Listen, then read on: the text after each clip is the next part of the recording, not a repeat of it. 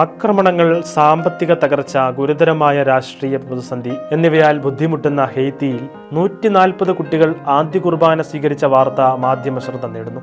ഹെയ്ത്തിയിൽ mission പ്രവർത്തനങ്ങൾ നടത്തുന്ന sister പേസിയുടെ ശ്രമഫലമായാണ് ഈ മോശം സാഹചര്യത്തിലും ഇത്രയും കുഞ്ഞുങ്ങൾ ദിവ്യകാരുണ്യ ഈശോയെ സ്വീകരിക്കാൻ കാരണമായത്.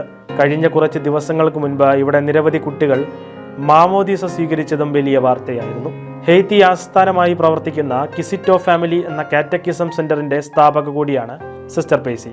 സമർപ്പിതർ, സാധാരണ വിശ്വാസികൾ എന്നിവർ ഈ സെന്ററിന്റെ ഭാഗമാണ്. ഈ സെന്ററിന്റെ പ്രവർത്തന ഫലമായാണ് കഴിഞ്ഞ ദിനം നടന്ന 140 ആദ്യ കുർബാന സാധ്യമായതെന്ന് നിസ്സംശയം പറയാം. ഈ കുഞ്ഞുങ്ങളിൽ ഭൂരിഭാഗവും 2019 മുതൽ 2020 വരെ ഇതിനായുള്ള തയ്യാറെടുപ്പിലായിരുന്നു. എന്നാൽ പലരുടെയും മാതാപിതാക്കൾക്ക് ഇതിനോട് വലിയ താല്പര്യമില്ലാത്തതിനാൽ കുട്ടികളിൽ കൂദാശകൾ സ്വീകരിക്കണമെന്ന ഒരു സ്വന്തം തീരുമാനം സ്വീകരിക്കാനുള്ള ആഗ്രഹം ഉണ്ടാക്കിയെടുക്കുക എന്നതായിരുന്നു തങ്ങളുടെ ആദ്യത്തെ ദൗത്യമെന്ന് സിസ്റ്റർ പേസി പറയുന്നു. കഴിഞ്ഞ 25 വർഷമായി രാജ്യത്ത് ശുശ്രൂഷകൾ ചെയ്യുന്ന സിസ്റ്റർ പേസിയുടെ സംഭാവനയാണ് ഈ മതബോധന കേന്ദ്രങ്ങൾ. ഇത്തരം പ്രവർത്തനങ്ങൾ നടത്തിയില്ലെങ്കിൽ ദൈവത്തെയും പരിശുദ്ധ കൂദാശകളെയും നിഷേധിക്കുന്ന ഒരു യുവതലമുറ വളർന്നു വരുമായിരുന്നു. വലിയ അസഹിഷ്ണുതകൾക്കിടയിലും 2024 ഇതുവരെ 250-ലധികം ആദ്യ കുർബാനകളും 300 മാമോദീസകളും സെന്ററിന്റെ ആഭിമുഖ്യത്തിൽ നടത്തപ്പെട്ടു.